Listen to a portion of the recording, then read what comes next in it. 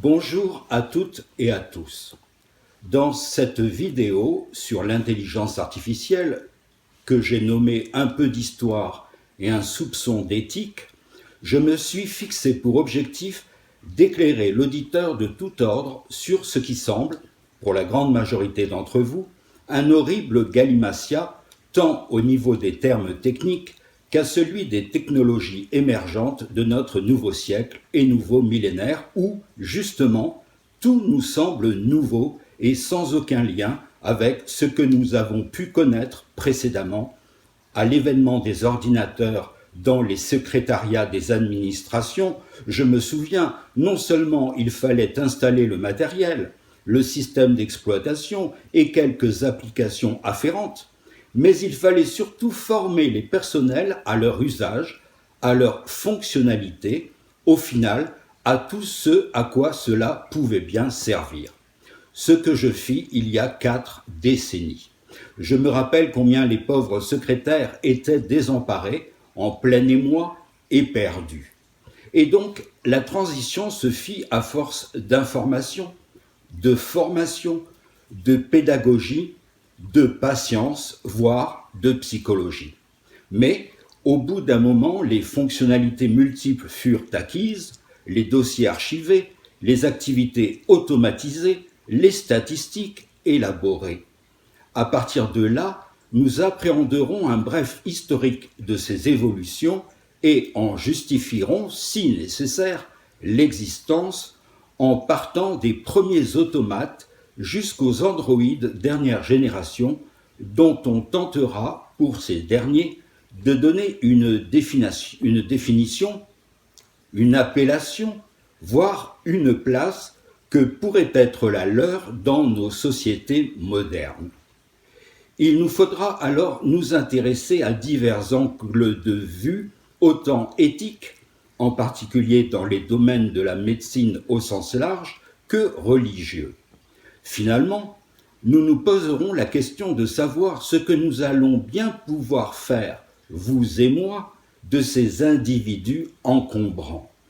Mais nous ferons chacun, avec la plus grande transparence, une introspection et nous demanderons en premier lieu et en toute objectivité si nos vies à ce jour ne sont pas déjà envahies par notre nouvelle meilleure amie, jugée hypocrite que nous sommes par tout un chacun comme indispensable tout au long de nos journées. Je veux parler de l'intelligence artificielle. À la fin de cet exposé, et très naturellement, nous serons amenés à nous poser les questions suivantes. Un jour, seront-ils nous? Ou bien encore, serons-nous eux? Je vous sens déjà frémir. Rassurons-nous et commençons par un bref et nécessaire historique de notre prodigieuse aventure. Dès l'Antiquité, apparaissent plusieurs automates bio-inspirés, nés du génie humain et inspirés de modèles de la nature tels que le pigeon volant d'Archytas de Tarente ou encore les scènes théâtrales animées de Héron d'Alexandrie. Au XVIe siècle, Léonard de Vinci aurait construit le premier androïde capable de coordonner les mouvements de ses bras, ses jambes et même ses mâchoires. Le XVIIIe siècle est reconnu comme l'âge d'or des automates. Le canard de Jacques de Vaucanson pouvait boire, se nourrir, caqueter, s'ébrouer dans l'eau, digérer sa nourriture et déféquer.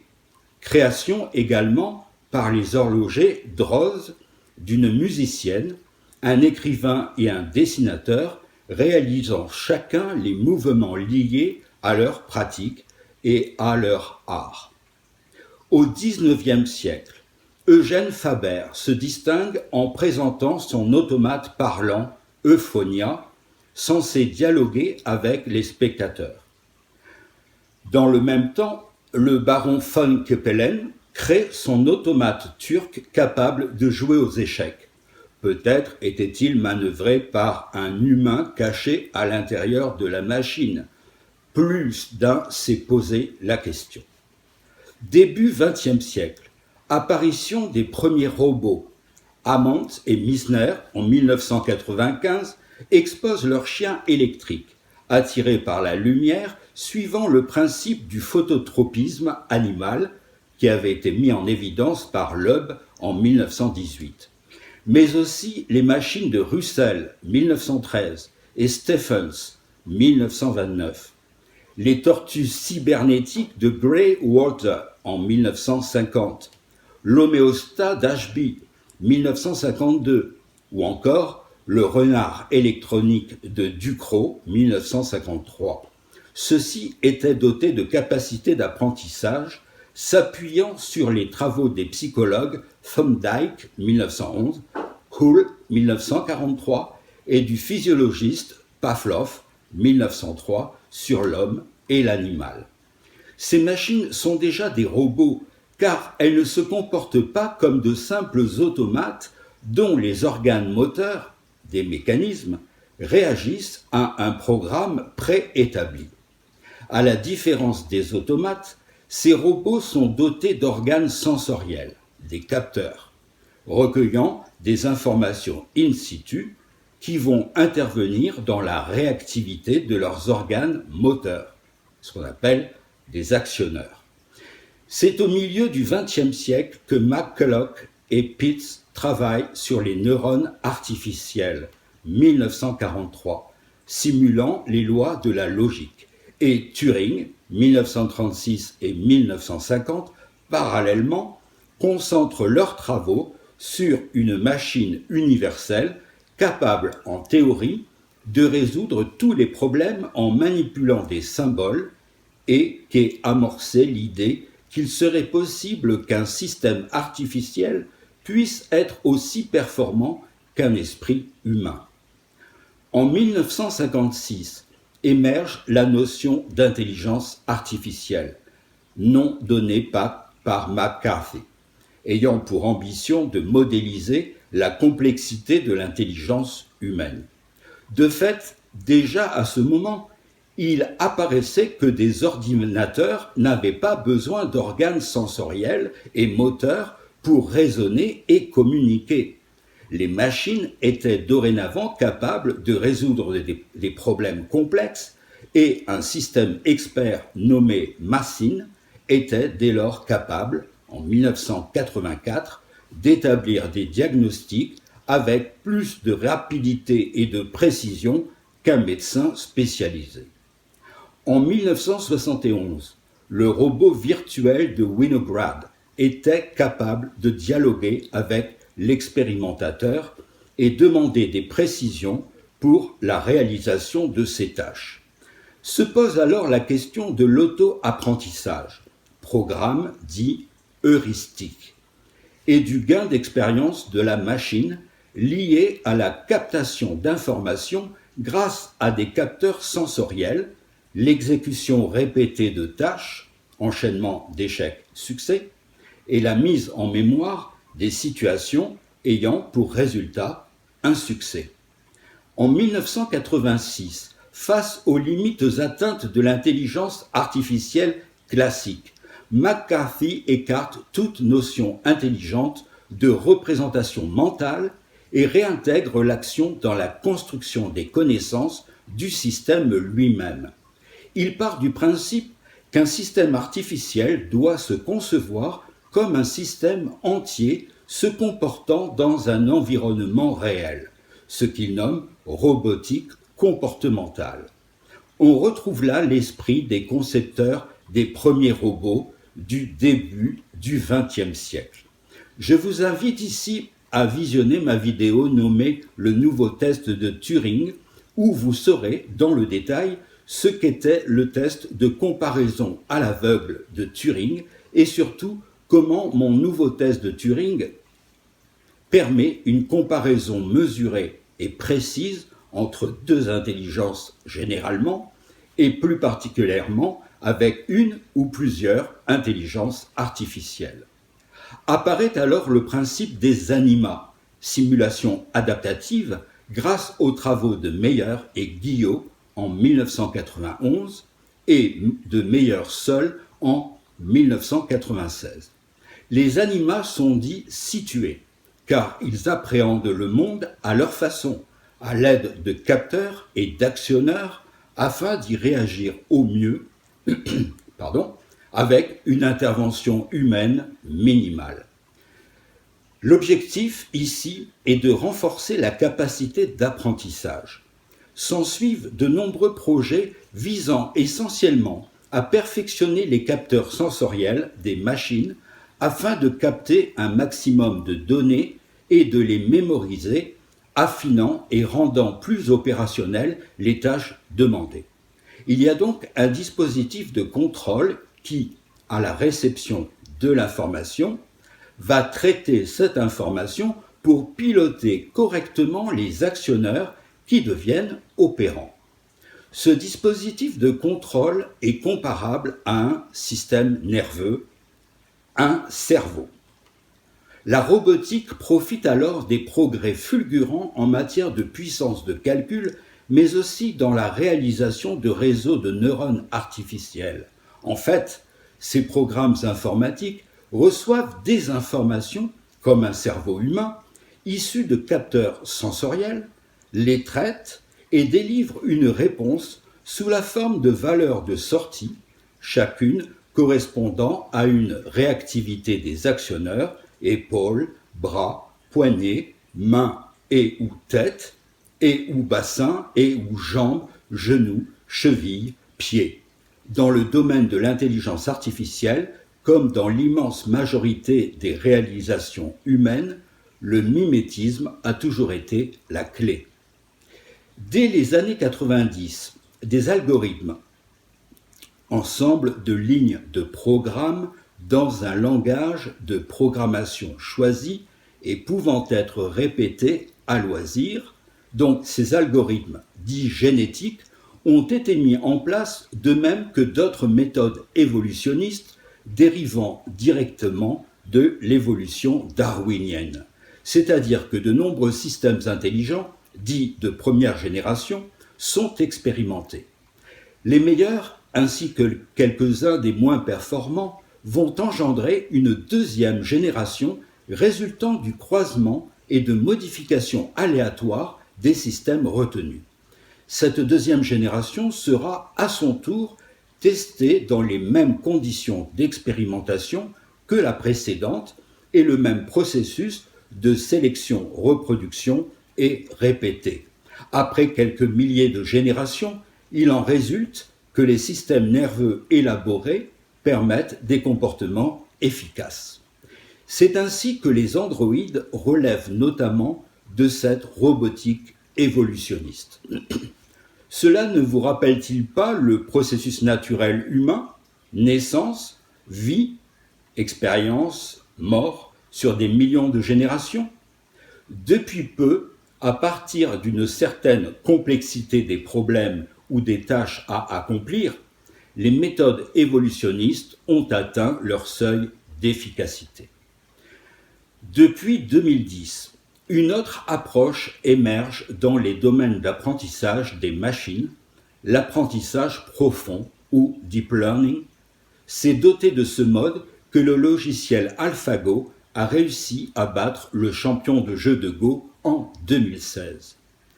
Suite à de multiples méthodes adaptatives, la conception a été possible de machines miniaturisées et autonomes, dotées de caméras, microphones, liaisons radio, capteurs divers. Cette micro-robotique est une robotique dite molle, car inspirée des mollusques, en particulier la pieuvre, est utilisée dans les domaines de la médecine.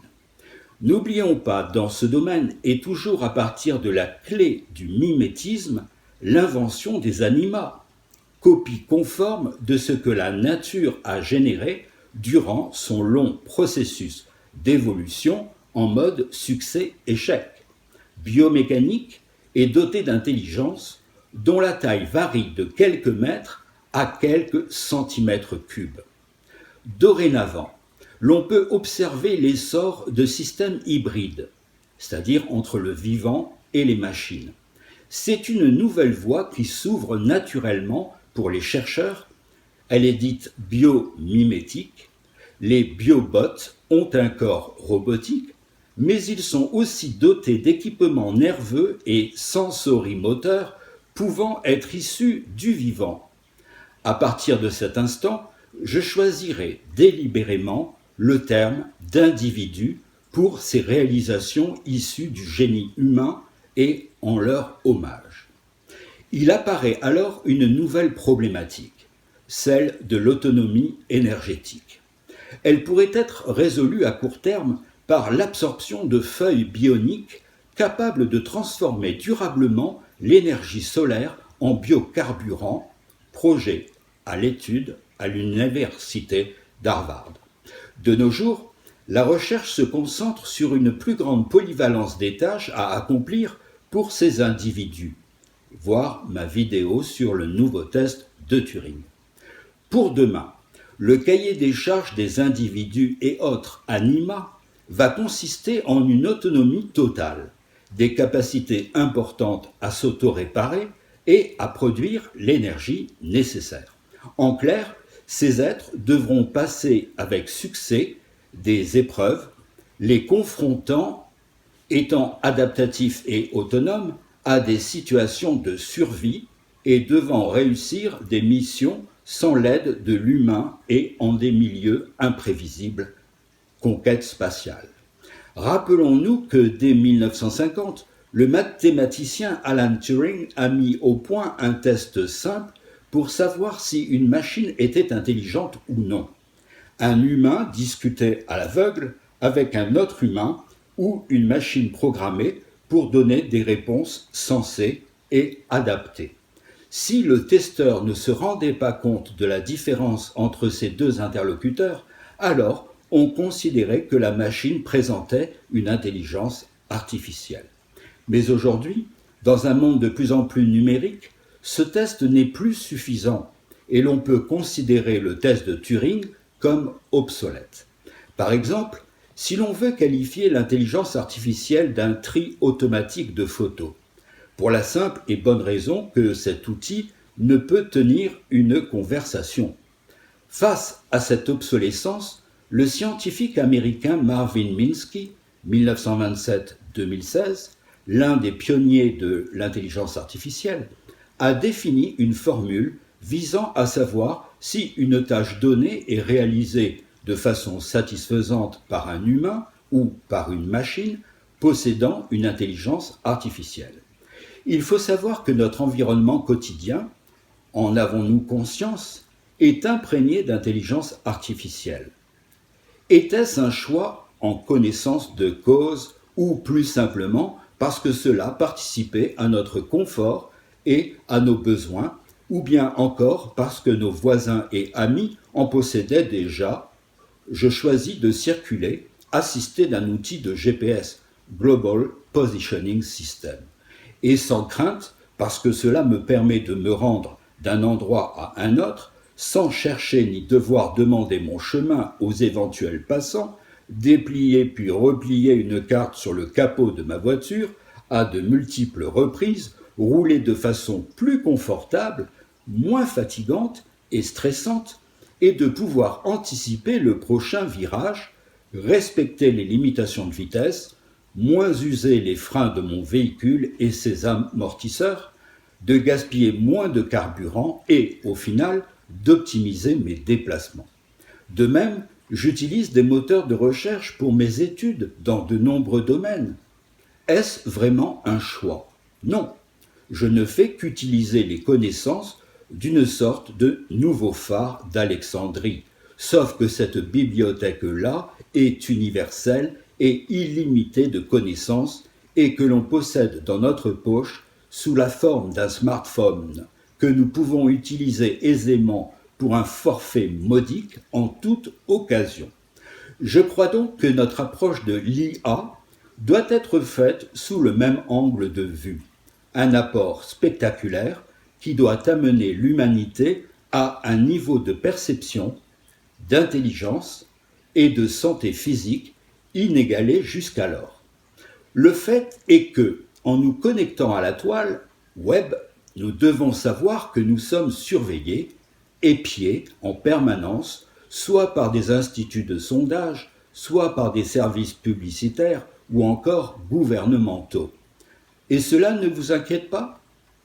Quiconque utilise couramment un moteur de recherche ne s'étonnera pas que des sites spécialisés apparaissent systématiquement durant nos recherches personnelles. Ainsi, notre meilleur nouvel ami, l'intelligence artificielle, peut être parfois envahissante à des moments où, comme un gentil toutou, l'on préférerait la voir attachée à une laisse et muselée, mais elle empiète sur notre vie privée et, après tout, si nous n'avons rien à nous reprocher, est-ce un problème? Mais n'avons-nous pas tous un squelette dans notre placard, mais également un jardin secret?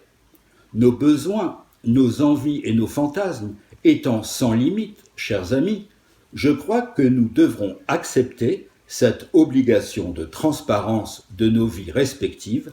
C'est le prix à payer. La pornographie enfantine est interdite et tombe donc sous le coup de la loi. Tant mieux. Le mariage pour tous a été voté en France et avoir un comportement agressif ou violent, physique, écrit ou verbal envers les homosexuels relève de l'homophobie et tombe sous le coup de la loi. Tant mieux. La xénophobie ou l'antisémitisme, la peur nouvelle de l'islam sont autant de principes détectables sur la toile. Tant mieux. Cependant, je n'ai pas embrassé du tout, par contre, le wokisme. Je m'en détache totalement. Il suffit d'observer un instant nos marmots sur leurs machines pour ne pas en douter. L'homme nouveau est apparu sur notre planète et il est en train de créer une ère nouvelle. Cela vous fait peur? Tant il est vrai que l'inconnu fait peur, cela est ancré dans nos gènes et provient très probablement des chasseurs-cueilleurs de jadis. Lorsque vous prenez une première carte d'identité aux États-Unis, carte d'étudiant, permis de conduire, vous y verrez inscrit en tant qu'étranger le terme « alien », qui signifie étranger pour les Unisiens, mais qui a une toute autre connotation en français par exemple. L'inconnu fait peur, d'où l'intérêt vital de nous cultiver en permanence, non pas devant un écran de télévision, mais dans les livres, les dictionnaires et autres encyclopédies, les documentaires, l'apprentissage des langues, la syntaxe, la sémantique. Je vous sens un peu perdu. Et pourquoi pas l'étiologie, la sémiologie, bref, savoir que l'on est idiot, mais qu'on ne veut pas le rester, pour vous comme pour moi. Dans quelques petites années, 200 millions de réfugiés climatiques vont venir frapper à nos portes. Pourra-t-on les arrêter dans leur quête d'un endroit viable pour eux et leurs familles? Leur demanderons-nous de présenter un pass sanitaire? Et si ces réfugiés étaient vous et moi? Mais revenons plus au cœur de notre sujet. En clair, hypocrites que nous sommes, nous prenons plaisir à notre petit confort douillet, notre sécurité et à une vie assistée en permanence d'une flopée d'intelligences artificielles, et l'on va discutailler, croyez-vous, de façon incessante et en boucle des dangers de l'intelligence artificielle. L'intelligence artificielle, donc, est partout dans notre vie. Dans les services en ligne, c'est elle qui est notre conseillère virtuelle, aux commandes. Dans les services bancaires pour des opérations courantes, telles que l'ouverture d'un compte ou la commande d'une carte bleue ou d'un nouveau chéquier. C'est elle aussi qui, par l'analyse et l'itération de vos commandes, infuse sur vos écrans des produits ou services correspondant, après une compilation et une analyse des plus perspicaces, à ceux qui pourraient être votre prochain achat. Dans les hôpitaux et les laboratoires, l'IA a permis de grandes avancées dans le domaine médical. Des robots participent maintenant à l'analyse des symptômes, délivrent un diagnostic, sont encore dans le bloc opératoire et prescrivent des soins. Dans les transports, des rames de métro autonomes de niveau 4, gestion automatique en autonomie totale, sans conducteur ni personnel à bord, sont déjà en service à Paris, Île-de-France. Les voitures autonomes sont en cours d'essai succès-échec et vont révolutionner nos habitudes de transports individuels et familiaux, professionnels et particuliers. Dans le domaine de la production industrielle, dans le champ de la construction automobile, les robots connectés à une IA sont capables de fabriquer une voiture en moins de 2 heures avec les options que vous aurez choisies à partir d'un programme en ligne. Des robots avec leurs bras articulés et leurs mains de haute précision, couplés à des capteurs tels qu'une caméra à haute définition, scrutent d'éventuelles défections tout au long du process. Des drones intelligents détectent des fissures sur les parois des barrages et des ponts. Dans nos poches et nos salons. Ici aussi, notre meilleur ami, IA, vient à notre rescousse.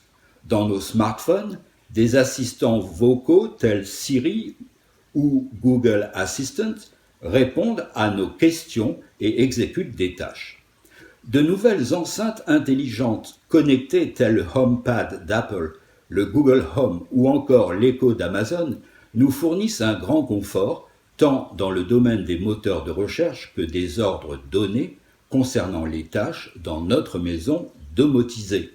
Éclairage, store, rideaux, musique d'ambiance, ambiance sonore et thermique, système de sécurité, etc. Après la multitude des applications dans nos smartphones et leur aide quotidienne, l'on ne peut passer sous silence les évolutions spectaculaires. Dans le domaine du jeu, il nous faut, pour la plus grande part des populations du monde, sans doute comme vous et moi de ma génération, qui ne sommes entrés dans ce jeu qu'une ou 2 fois, par curiosité ou pour faire plaisir à nos enfants, et en sommes ressortis tout aussi vite, mais ce monde virtuel semble la panacée des plus jeunes. Les états possibles des entités qui y évoluent. État inactif. Et dans cet état, l'entité est oisive, ne se déplace pas ou bien se déplace selon un chemin établi. Le niveau de perception est faible, les sons émis par le joueur ne l'importent pas. Ce n'est que si l'entité est attaquée ou aperçoit un joueur directement que son état passe à un niveau de plus grande conscience. Conscient, aware. Cette entité cherche les intrus. Elle est attentive aux sons émis par le joueur et sa vue couvre ainsi un angle plus important que dans l'état précédent. Elle passera à l'état suivant si elle détecte que quelque chose ne lui semble pas normal. Intrigué, intrigued. L'entité a détecté et analysé une situation d'anormalité, ce qui l'amène à quitter son poste ou son parcours programmé pour se mettre en quête de la cause de l'anomalie. Si elle détecte la présence d'un joueur, alors elle se place en mode alerte. Alerte. Alert. Dans ce nouvel état, l'entité a la certitude de la présence d'un joueur et enclenche toute une série d'actions pour le traquer. Elle se rapproche de l'intrus pour l'attaquer, alerte d'autres gardiens, fait retentir une alarme et se met à l'abri. Aussitôt que l'entité est à portée du joueur, elle passe en mode agressif. Aggressive. Dans ce mode, l'entité engage le combat. Elle attaque le joueur puis se met à l'abri derrière des obstacles pour récupérer des points de vie ou bien recharger son armement ou encore mieux se protéger. Ce mode est abandonné aussitôt que le joueur est neutralisé, puis retour à la normale. Et si l'ennemi est hors de portée, l'entité repasse en mode alerte. Par contre, si son niveau de vie faiblit, elle peut très bien choisir le mode en fuite, selon le niveau de vaillance du personnage. En fuite, flailing. Lorsque ce mode s'auto-active, l'entité tente de sortir du combat. Les instructions laissées par Sun Tzu dans son recueil L'art de la guerre a dû être mises à profit par les programmeurs. Mais elle peut s'être fixée un objectif secondaire, comme se régénérer ou quitter carrément la zone de combat. Si elle récupère de la vie, elle peut revenir à l'état d'alerte, mais si l'entité quitte la zone, alors elle est tout simplement supprimée. Mort, dead. Cet état ne signifie pas une inactivité totale. Dans certains jeux, elle peut encore alerter d'autres entités suffisamment proches. Mais elle peut n'être que neutralisée. Dans ce cas, elle devra attendre de pouvoir être réanimée par un autre personnage. Pour clore ce chapitre, il faut comprendre qu'une IA de jeu vidéo est un programme qui détermine les émotions et les actions des personnages, mais pour le joueur, ses états d'âme et ses réactions en chaîne lui semblent parfaitement cohérents et équivalents à ce qu'il pourrait lui-même expérimenter dans la vraie vie. Cette brève description des états physiques et psychiques que comportent ces entités virtuelles ne peut en aucun cas, crois-je, heurter les croyants de quelque religion que ce soit, pas plus que les animistes ou les bouddhistes. En effet, dans le premier livre de la Torah, nom que les Juifs donnent aux 5 premiers livres de la Bible, Genèse, Exode, Lévitique, Nombre et Deutéronome, qui contiennent l'essentiel de la loi mosaïque. En Genèse 6, on peut lire « Le Seigneur voit que sur la terre, les êtres humains sont de plus en plus méchants, et toute la journée, dans leur cœur, ils ne pensent qu'à faire le mal. Le Seigneur regrette d'avoir fait les humains sur la terre, et son cœur est rempli de tristesse. Le Seigneur se dit, je vais faire disparaître de la terre les humains que j'ai créés, les grands animaux, les petites bêtes et même les oiseaux. Vraiment, je regrette de les avoir faits. Mais le Seigneur se montre bon pour Noé. Voici l'histoire de Noé. Noé est le père de 3 garçons, Sem, Cham et Japheth. Parmi les hommes de son époque, Noé est un homme juste. Il fait ce qui plaît à Dieu. Il suit le chemin de Dieu. Mais aux yeux de Dieu, les habitants de la terre sont pourris. Le monde est rempli de violence. Dieu regarde la terre. Il voit qu'elle est pourrie. En effet, tous les habitants se conduisent très mal. Pour être sincère, je partage sans doute avec vous le sentiment que les choses n'ont guère évolué depuis 4400 ans dans les mentalités de notre humanité. Humanité entre guillemets. Avons-nous tiré un quelconque enseignement de ces épreuves terribles? Et je rappelle que le Coran présente Noé comme un prophète également. De même, n'oublions pas que Jésus s'est toujours référé aux textes anciens de ce que nous appelons l'Ancien Testament. Les Juifs reconnaissent Jésus comme prophète. Les 3 grandes religions monothéistes en l'an 2000 représentaient 1,3 milliard d'individus pour les musulmans, 1,2 milliard pour les catholiques et 20 millions pour les juifs. Profitons d'être dans ce registre pour comptabiliser 860 millions d'hindouistes, 590 millions de protestants, 360 millions de bouddhistes et 200 millions d'orthodoxes, pour une population mondiale s'élevant alors à 6,2 milliards. À l'heure où je vous fais ce rapport, la population mondiale s'élève à 7,48 milliards. Sommes-nous tous sages? Bref, ce que je veux vous dire est qu'il y a de bonnes personnes et il y en a de moins bonnes. Certaines ont un ego surdimensionné, comme le mien peut-être. D'autres sont arrogantes et d'autres encore sont humbles et laborieuses. Certaines prendront donc de mauvaises ou de bonnes décisions pour ces 7 milliards d'individus qui portent quotidiennement le poids de l'épreuve, tant notre vie sur Terre me semble une vaste école à ciel ouvert où toutes les chances de progresser nous sont offertes. À nous de nous en saisir. Ainsi donc, devons-nous considérer le véritable problème dans le domaine nucléaire, les centrales et les armes? Comment la folie et la mégalomanie d'un petit nombre a-t-il pu ainsi ouvrir une telle boîte de Pandore? Les noms Hiroshima, Nagasaki, Tchernobyl et Fukushima hantent tous les esprits. Y a-t-il ou y avait-il des solutions alternatives? Rappelons que les États se sont autoproclamés par la guerre et la violence. Rappelons aussi que les premiers frères de l'humanité, Caïn et Abel, se sont querellés relativement à la qualité et aux soins de leurs offrandes respectives à Dieu et à l'expression de Dieu, rejetant l'un et appréciant l'autre. On peut supposer que ce n'est pas tellement l'offrande elle-même qui en est la cause, mais bien plutôt dans l'intention intime de chacun des protagonistes. Il advint, encore un problème d'ego, me diriez-vous, et de jalousie, certes, que Caïn, l'agriculteur, tua son jeune frère Abel, le berger. L'œil était dans la tombe et regardait Caïn, écrivit Victor Hugo dans son ineffable Légende des siècles, Caïn ayant tenté tout le reste de sa vie de se cacher du regard de Dieu. Conscience, quand tu nous tiens. Vous l'avez compris, je ne vais pas faire dans cet article une anthologie des religions, mon objectif étant simplement d'introduire la notion d'éthique dans notre sujet.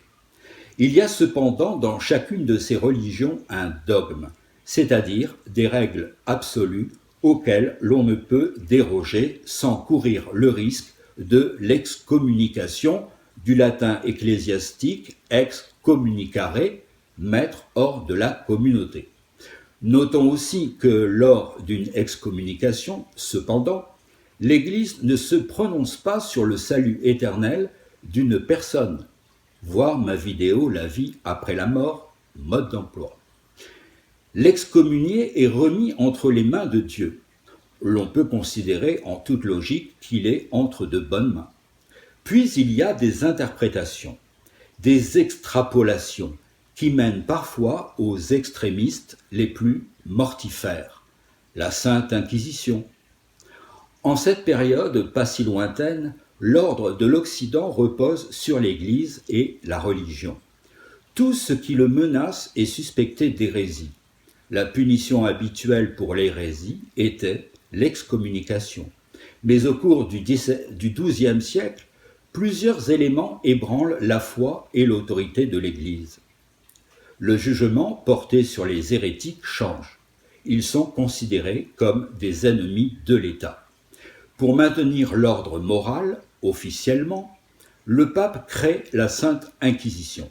Ce tribunal, très puissant, a pour but la répression, dans toute la chrétienté, des crimes d'hérésie et d'apostasie, des faits de sorcellerie et de magie.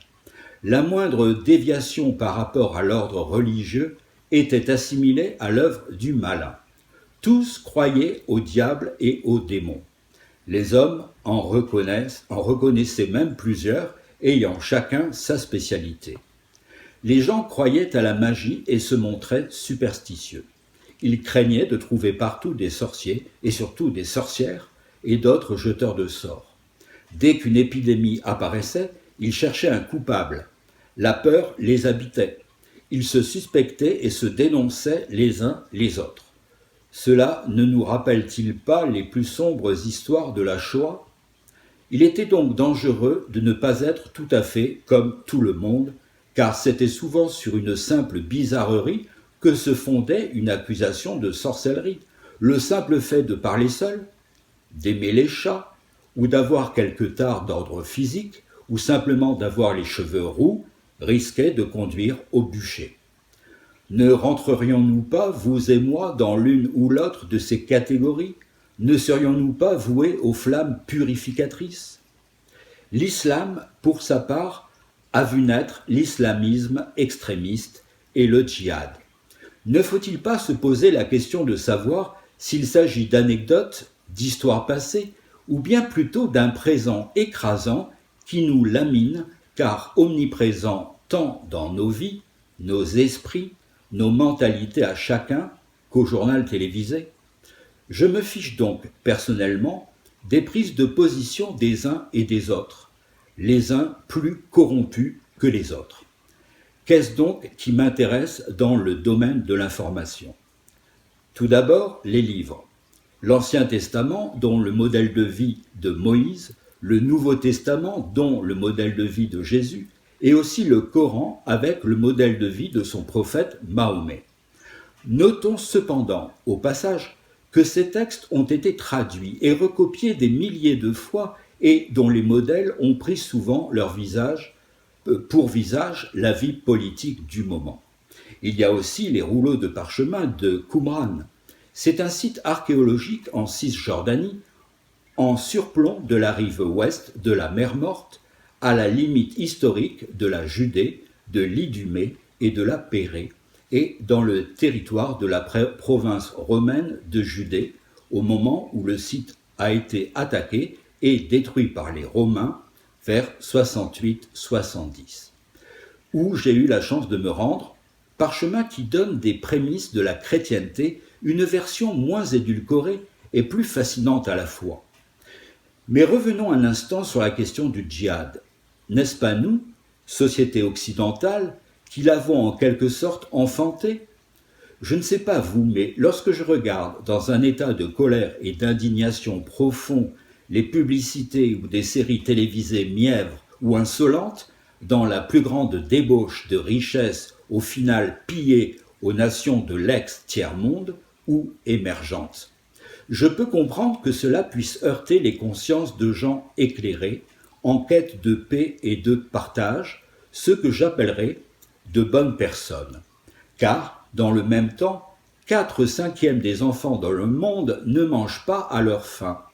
J'en ai croisé tellement à Madagascar de ces enfants en haillons, pieds nus, dans le froid des hauts plateaux, alors qu'il y avait du gel, leur père tirant pieds nus un pouce-pouce dans lequel s'entassaient des couples d'occidentaux avec leurs bagages pour une somme modique qu'ils osaient encore négocier. Notre modèle de société démocratique est-il apte à nous rendre heureux et apaisés? Faut-il toujours aussi stupidement l'imposer aux autres peuples et aux autres nations? Ne les avons-nous pas pillées sans état d'âme? Seront-elles alors à notre unisson? Il n'y aurait alors plus de guerre, et les peuples de la terre seront tous frères? Quelle hypocrisie! Donc, vous me permettrez, chers auditeurs, d'être un tantinet révolté. Le bouddhisme, quant à lui, est, selon le point de vue occidental, une religion, notamment une religion d'État, ou une philosophie, voire les deux, dont les origines sont en Inde au 5e siècle avant Jésus-Christ, à la suite de l'éveil de Siddhartha Gautama et de son enseignement. Le bouddhisme présente un ensemble ramifié de pratiques méditatives, de rituels, prières, offrandes, purifications, de pratiques éthiques, de théories psychologiques, philosophiques, cosmogoniques et cosmologiques, abordées dans la perspective du Bouddhi, l'éveil. Comme le rappellent souvent les témoins de Jéhovah, réveillez-vous. Ne voyez pas là un quelconque esprit de raillerie. J'ai des amis de diverses confessions et je respecte toute religion, toute foi, toute croyance, chacune d'elles m'apportant des pierres à mon édifice et à mon édification. Quel rapport, au final, me direz-vous, entre ce qui vient d'être dit et le thème de cette présentation qui est, du coup, je vous le rappelle, l'intelligence artificielle? Eh bien, voyez-vous, face à ces technologies avant-gardistes et envahissantes dans notre quotidien, les responsables religieux ne peuvent rester insensibles et donnent, à qui veut bien les entendre, leur point de vue. Point de vue donc que je n'aurai pas à commenter après avoir dit ce que vous avez entendu. Sauf que certains pensent toujours que c'est l'œuvre du malin. Passons. Qu'en est-il des politiques? Des machines responsables.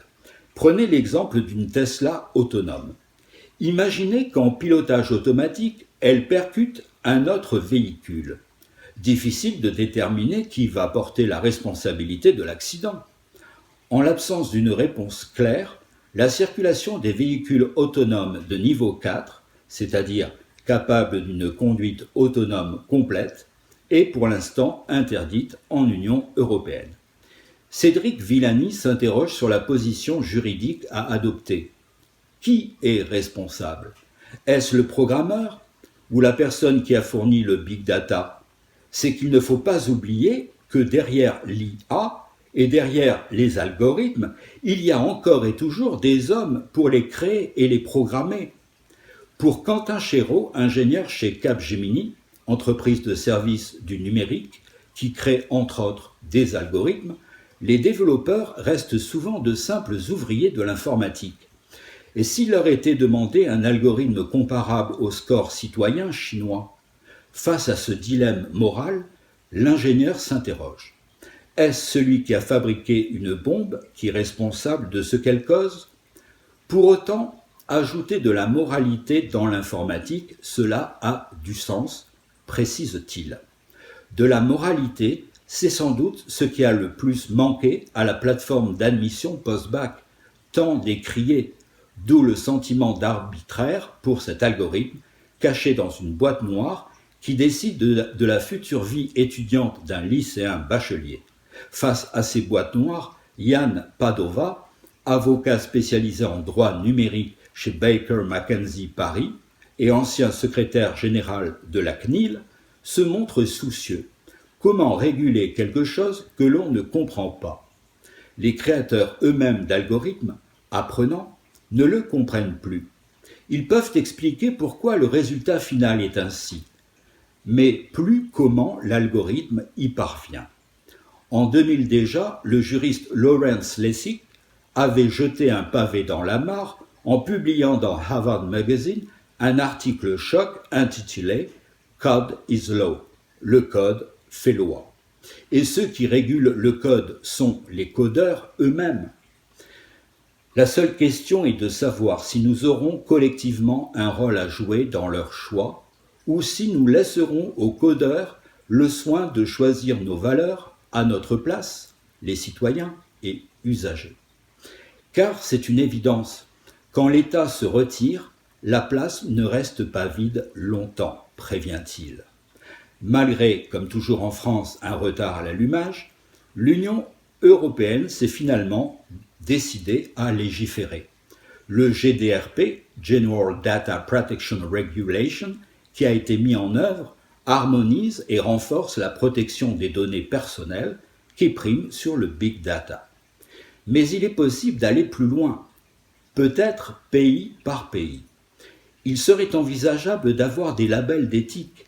Jean-Gabriel Ganassia imagine des labels qui accréditent des sociétés, des sortes d'écocertes de l'IA, qui garantiraient des algorithmes respectueux de la vie privée et de l'éthique.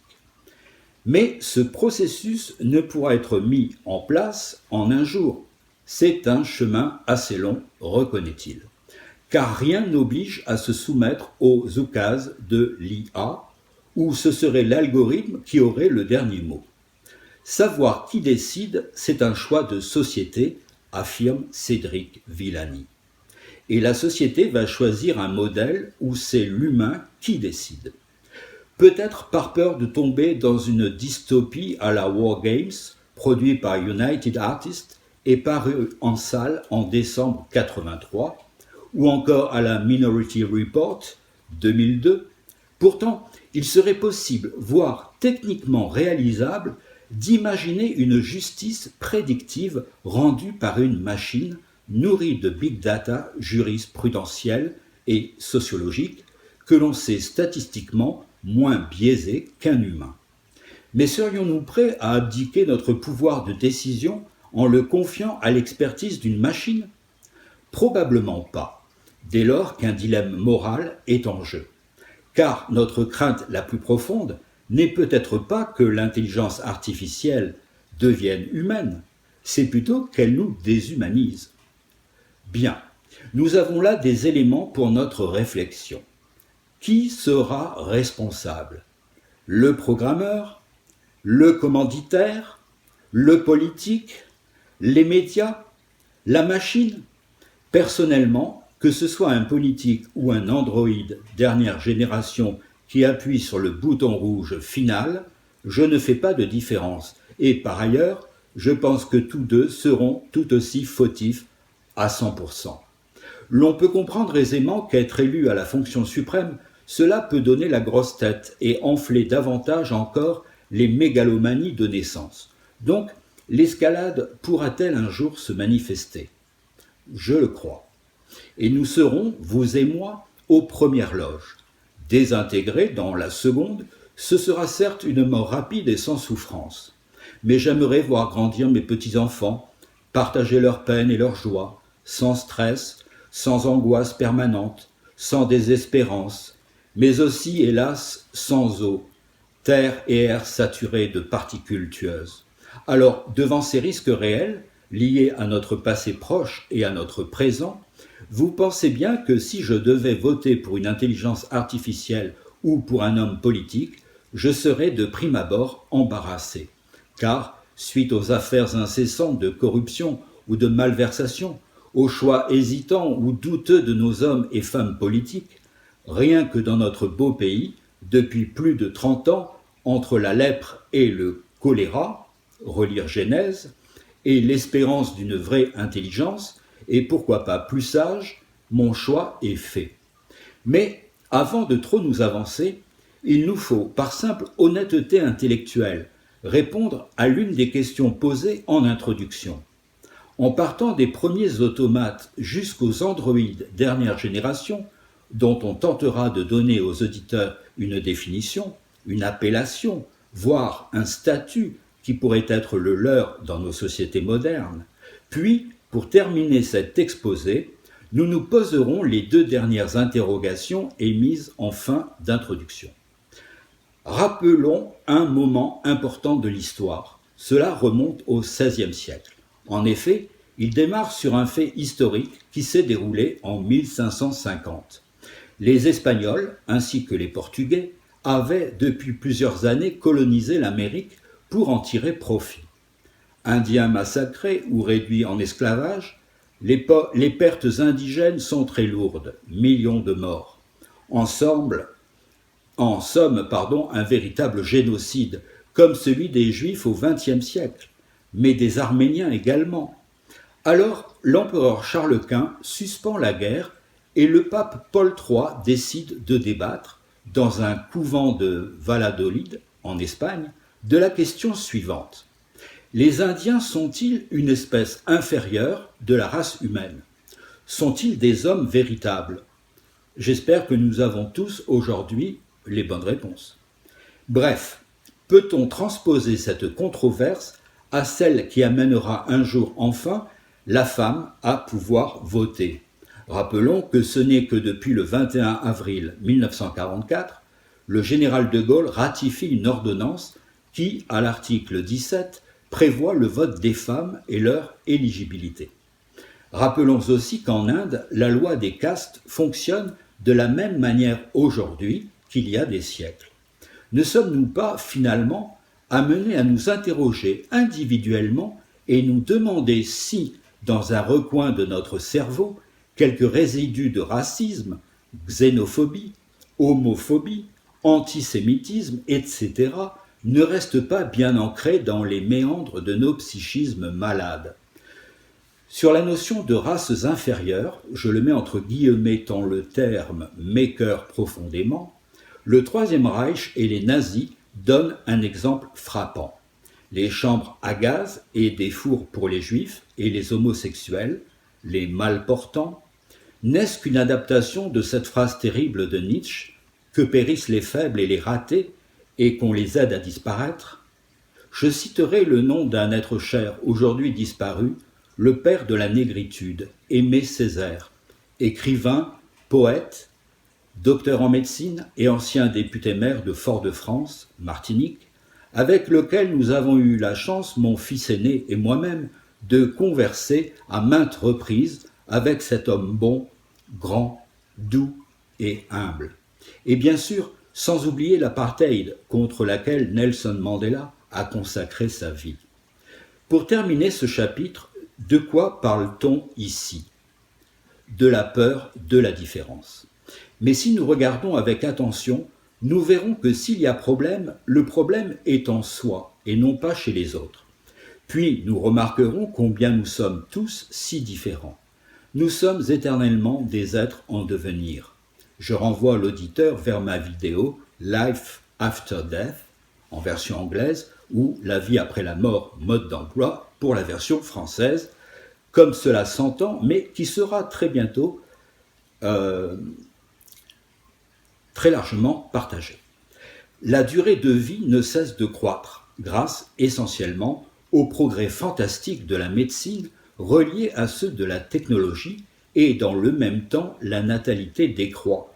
Pour être franc avec vous, je considère que la controverse dite de Valladolid est, ou devrait être, toujours d'actualité, tant je pense que les nouvelles lois établies, maintenant l'ordre social, pas la cohésion, et qui, dans le même temps, refoulent au plus profond de nous une violence et une agressivité inouïes, longtemps contenues et pourtant enfouies dans nos gènes comme une guigne.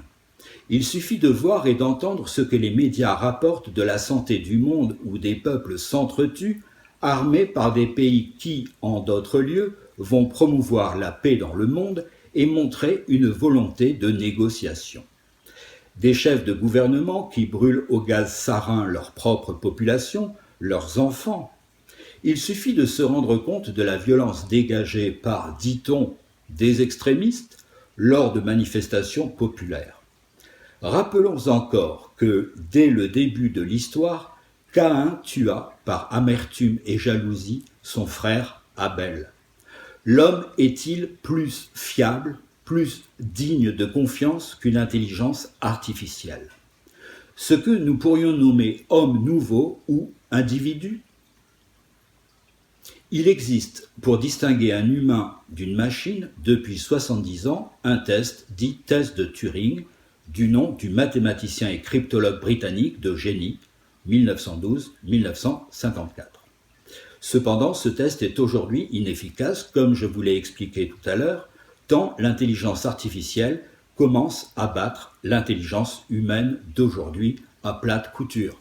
Singularité, échec et maths. Je renvoie l'auditeur vers une vidéo précédente intitulée « Nouveau test de Turing » où je présente, ayant fait des études en robotique et productique, un outil ou protocole complet permettant à un expérimentateur non seulement de comparer des intelligences entre elles, mais également de les mesurer lors de tâches complexes à plusieurs séquences. L'androïde, comme son nom l'indique, de forme humaine, se montre plus intelligent et performant que l'humain. Soit. Mais du coup, lorsqu'il va devenir un nouvel outil accessible à toutes les bourses, comment allez-vous le nommer? X2D2, Pierrette, Paulette, ou Jacqueline, ou Sébastien? On donne bien un nom à son chien, son chat ou son cheval. Alors, cet être qui sera à vos côtés quotidiennement, qui aura une capacité immense à apprendre, à s'adapter à toute situation, à se fondre dans la masse, cet être qui saura se montrer doux et affable, qui couchera votre bébé après lui avoir préparé son biberon et le lui faire boire, fait faire le petit rot et changer la couche, raconter une histoire ou chanter une berceuse, sans doute, tout comme moi, cet être que vous conceviez au début comme un simple aspirateur, un esclave ou une bonne à tout faire, finirez-vous rapidement par le considérer comme un ami proche et compréhensif, aidant et compatissant, comme faisant partie de la famille. Pierrette, Paul ou Jacqueline seront devenus, dans votre esprit, humains. Imaginons maintenant que dans le cerveau de Sébastien, l'on ait transféré la mémoire et le caractère de votre père, votre mère ou votre grand-mère, d'un enfant, un être cher disparu, ses qualités et ses défauts, l'on peut toujours s'améliorer. Ne serez-vous pas tenté de lui rendre son nom, son identité, son permis de conduire ou sa carte d'étudiant? Je vais vous dire une chose très personnelle. Je n'ai pas peur de la mort. Je veux parler de la mienne, bien sûr, et m'y prépare quotidiennement. Je renvoie l'auditeur vers une récente vidéo mise en ligne, en version anglaise, mais une de langue française également, mise en ligne récemment, La vie après la mort, mode d'emploi. ou Life After Death pour la version anglaise. Je tenais à préciser cela afin que ce qui va suivre ne puisse vous laisser mal interpréter mes propos. Ceci dit, curieux d'ouvrir mon esprit à tous les champs de connaissance et de la pensée, il serait formidable que mon corps ne vieillisse pas, que mes articulations et mes muscles ne me fassent plus souffrir, et que je n'ai plus à traîner ma vieille carcasse de plus de 60 ans, et donc que je n'ai plus à subir l'une des lois universelles de notre monde naturel, celle démontrée par Newton, la pesanteur, appelée aussi l'intensité de la pesanteur. Elle a été mise en évidence par la loi de gravitation universelle décrite par Newton. Elle est notée G et vaut en moyenne à la surface de la Terre 9,8 newtons par kilogramme. Sur Terre, tout corps possédant une masse m est soumis à cette intensité de la pesanteur G. On dit alors qu'il est soumis à son poids. C'est pourquoi, depuis des décennies, je m'intéresse à l'évolution des exosquelettes. Au niveau du renforcement de mon être, à l'époque, je ne pensais qu'à pouvoir contrer le poids terrible que je sentais peser sur mon corps. Depuis, et devant les avancées technologiques extraordinaires, je suis devenu plus exigeant. Et si tout mon corps était constitué de matériaux impérissables, faciles à entretenir, et si ce corps contenait mon cerveau ou son équivalent à partir de synapses artificielles, ne criez pas à la science-fiction. Pour information, des chercheurs du CNRS ont réussi à fabriquer une synapse artificielle capable d'apprendre de manière autonome. Ils ont également réussi à modéliser ce dispositif, cette dernière étape étant fondamentale pour pouvoir élaborer des circuits plus complexes. Bref, vous comprenez mieux maintenant mes interrogations émises en introduction. Un jour, seront-ils nous, ou bien encore, serons-nous eux? Je crois, après avoir exposé ces faits, pouvoir personnellement répondre. Nous serons nous, mais un nous plus performant dans tous les domaines. Et l'amour alors? Le processus de l'amour est essentiellement chimique, puis hormonal. Et tout se passe dans notre cerveau. L'homme a perfectionné les émotions et les sentiments grâce à une spécialisation extraordinaire de son cerveau. Il a fallu attendre les années 1980 pour que les neurobiologistes commencent à scruter ce qui se passe dans notre cerveau lors du comportement amoureux. De concert avec l'étude de plus en plus précise des clés chimiques qui s'ouvrent dans notre cerveau, appelés neurotransmetteurs, la mécanique cérébrale est observée en temps réel grâce aux outils de l'imagerie médicale. Cette fois, tout devient plus explicite. Le plus vieux scénario du monde s'écrit de haut en bas, car c'est bien à partir des circuits de neurones, activés par 7 à 8 clés chimiques reconnues, que les neurones se parlent et font fonctionner ce cerveau si particulier à l'espèce humaine, le cerveau limbique, cerveau des émotions. Ainsi, petit à petit, se décortiquent tous ces phénomènes qui accompagnent la perception des émotions et l'élaboration des sentiments et des comportements amoureux, depuis la rencontre électrique du coup de foudre, puis la passion amoureuse, l'attachement fidèle jusqu'à la routine installée chez les vieux couples. La construction des sentiments et des émotions se décline alors comme une table complexe de ressentis ou de comportements qui regroupent l'attirance, le désir, le manque, la passion, le baiser, la jalousie, l'orgasme. Comment cela fonctionne d'un point de vue scientifique? S'attirer, s'attacher, désirer, c'est d'abord établir une communication inconsciente entre les neurones qui utilisent d'infimes signaux électriques qui déclenchent la libération de clés chimiques que les neurones s'échangent. Voilà, il semble que nous ne serons pas frustrés sur ce point-là. Il reste à savoir, à déterminer, quelle place nous allons occuper dans un avenir proche. Comme lorsqu'une volonté politique s'exprime par une approche plus écologique, que cette volonté émane d'un esprit intelligent et intègre, ou que ce soit plus communément une stratégie politico-financière, nous pouvons prendre l'exemple des automobiles. Nous avons tous aujourd'hui besoin d'une voiture, que ce soit pour rejoindre notre lieu de travail, faire des emplettes ou partir en vacances. Or, l'on se rend compte que l'on veut éradiquer les moteurs diesel, dits officiellement plus polluants. Et donc, le prix du gazole est en train de rattraper le coût déjà élevé de l'essence ordinaire. Lors des contrôles techniques, les points de contrôle se multiplient, ce qui va rapidement mettre sur la paille les personnes qui n'auront pas les moyens de poursuivre cette course haletante aux biens de consommation, ce qui explique le nombre croissant et inquiétant des nouveaux pauvres dans nos sociétés florissantes, du moins pour certains. Ma voiture est un diesel de 2003, avec un filtre à particules. Je conduis tout en douceur, en suivant le régime du moteur et en négociant intelligemment les tournants, assistés, il est vrai, de mon smartphone en mode GPS et radar. Je ne crois pas polluer davantage que la plupart des véhicules à moteur essence. D'ailleurs, les résultats de mes contrôles techniques le démontrent. Mais c'est ainsi, je suis la marche du temps. Je m'adapte, je rebondis, j'évolue. Quel rapport me direz-vous entre mon véhicule vieillissant et contraint à s'adapter et notre bonne amie Jacqueline, l'intelligence artificielle? Eh bien, pour moi, je ne fais là encore aucune différence.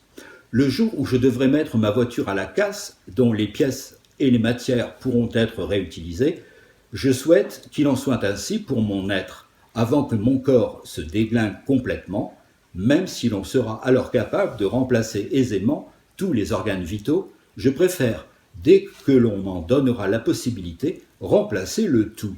Grand carénage, avoir un corps souple et puissant, imputrescible, et tout en conservant ce qui constitue la compréhension de qui je suis, un cerveau, synapse artificielle, support de ce qu'était le mien auparavant, mais avec des capacités accrues. Comprendre et parler toutes les langues du monde. Adieu, tour de Babel.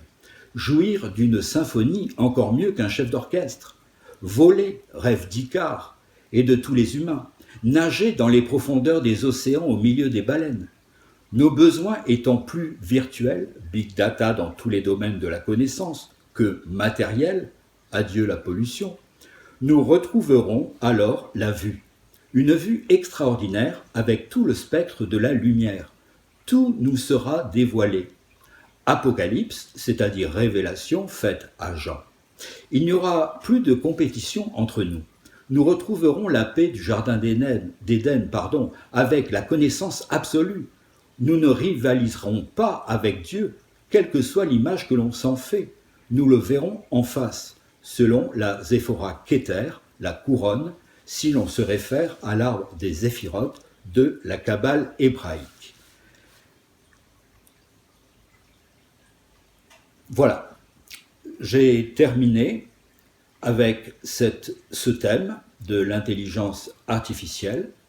J'espère que cette vidéo vous a intéressé et je vous dis à très bientôt. Au revoir.